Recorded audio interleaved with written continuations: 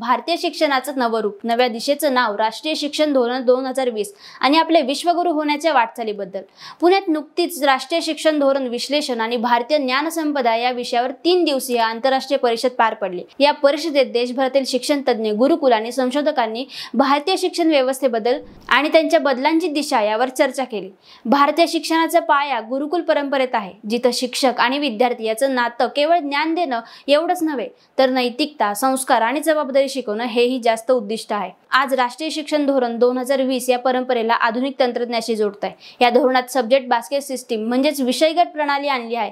विद्यार्थी आता त्यांच्या आवडीच्या क्षेत्रामध्ये अभ्यास करू शकतात। डिजिटल डेटा आणि साक्षरता, उद्योजकता, सांस्कृतिक वारसा, पर्यावरण, आरोग्य, योग, क्रीडा आणि अशा नवीन उपक्रमांमध्ये अनेक विषयातून यामुळे विद्यार्थ्यांना फक्त पुस्तकाचं ज्ञान नाही तर जीवन कौशल्य आणि व्यावसायिक अनुभव दोन्ही मिळणार आहेत।